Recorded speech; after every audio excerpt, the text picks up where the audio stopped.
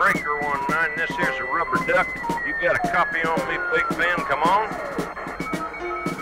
Yeah, 10-4, Big Ben, for sure. By golly, it's clean clear to Flagtown, come on.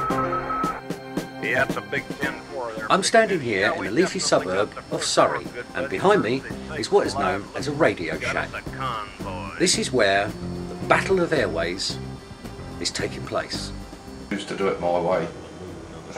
I'm not a very good man at writing forms out for licences, but I can be very civil on the radio, or I can be like a legalised CBer, and I can be as rude as they come, if it warrants it. How is the radio broken up in frequencies or channels, and are there sort of given channels for given reasons? Yeah, on ordinary CB legals, as they call them, you've got 40 channels for the UK. It was once recognised that Channel 9 was an emergency calling channel. 1.4 was a home-based calling channel. 1.9 was a mobile channel. But I choose to use a radio that shows me frequencies. Instead of channel reads, it shows me frequency reads. I can go where I want to go then. As I say, if you're a pirate, you have the equipment to go to various channels and frequencies that your normal legal CBer wouldn't have. As a licensed, unlicensed pirate, I've had radios that go where the amateurs would be found. Sometimes you use them, sometimes you don't. It's another kick, it depends on the mood that as it takes you. If you want to abuse the radio system, nobody's knocking at your door. You keep it relatively quiet. As technology moves forward, would this radio for hams be safe from the war? At present, only licensed operators can use this specially designed radio for the net, but how long will it be before the pirates will be able to hack in and use it? Well, time will tell.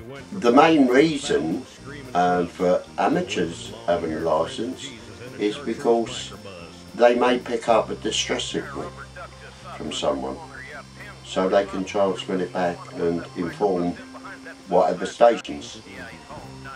Might be somebody up in Scotland who receives a distress signal from somebody down in the Bay of Biscay. I won't hear it, but they will. So it depends on where you are, your locality, conditions. There's so many different things that are taken into account. We're not all serious operators. Some people are very serious and they talk about nothing but technicalities, aerials, what they do, what they don't do. And then there's the other side of us that have come from CB in the first place.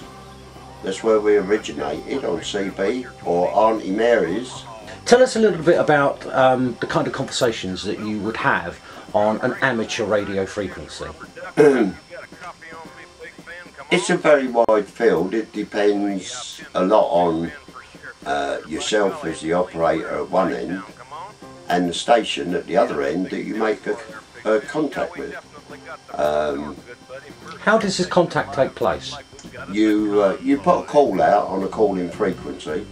There are set frequencies on which you call on, and you put a CQ call out, which is CQ, the X. I give my station call sign and my locality, and somebody comes back to me. Depending on the person that comes back to me, he might be of the same ilk as myself, that likes a laugh and a joke, and we'll have a laugh and a joke.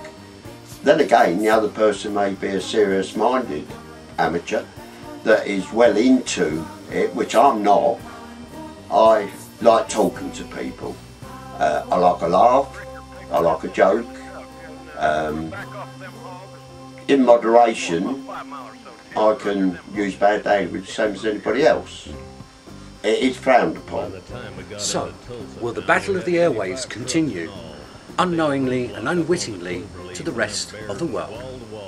Yeah, them smokies as thick as bugs on a bumper. They even had a bear in the air. I says, calling all trucks.